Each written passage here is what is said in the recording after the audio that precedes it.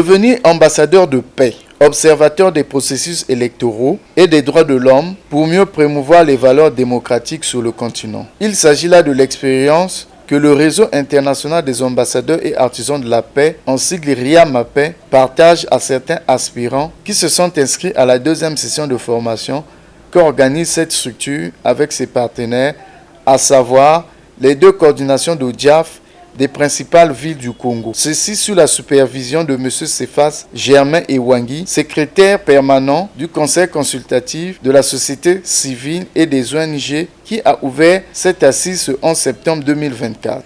J'ai l'honneur de prendre la parole à cet instant pour marquer le coup d'envoi de cette séance de formation qui répond, à n'en point douter, à la vocation naturelle des organisations de la société civile, à savoir servir toujours et toujours les causes nobles.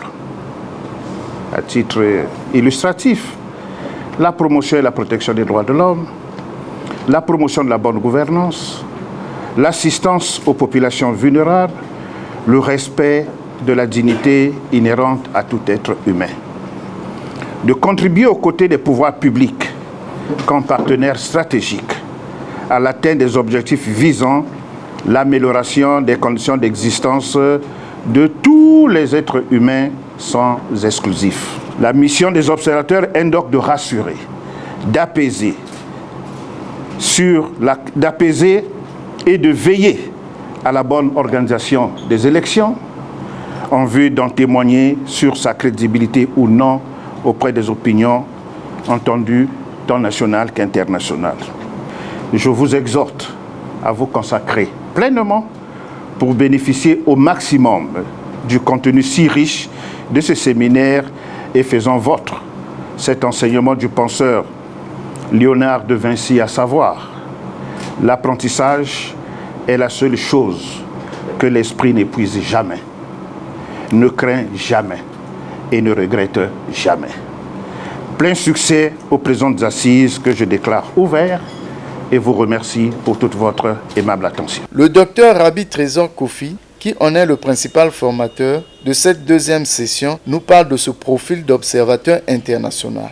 La formation des observateurs électoraux internationaux et des droits de l'homme est initiée pour donner les rudiments nécessaires, pour outiller les citoyens à véritablement connaître et maîtriser le mécanisme du processus électoral dans les pays.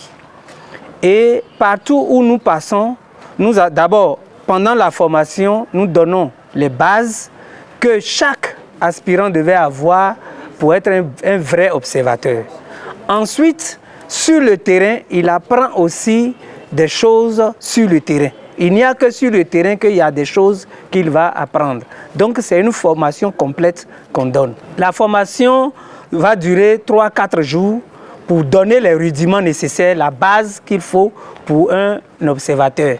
Vous allez voir que nous avons formé déjà à Pointe-Noire des observateurs qui sont même déjà allés en mission et ils ont compris que ce qu'ils avaient reçu en théorie, quand ils sont allés sur le terrain, c'était facile pour eux de mettre ça en pratique. Très bien, nous formons tout le monde. Nous formons ceux qui sont déjà dans le domaine. C'est une valeur ajoutée et c'est un recyclage également. Nous formons également de nouvelles personnes qui aspirent à la chose. Et nous formons même des curieux qui veulent voir, bon, il s'agit de quoi? Je vais aller pour voir comment ça se passe. Quand ils viennent, ils restent avec nous parce que la formation que nous donnons est vraiment de taille, de haute taille d'ailleurs. Parce que vous savez, un observateur, c'est un agent d'abord des droits de l'homme.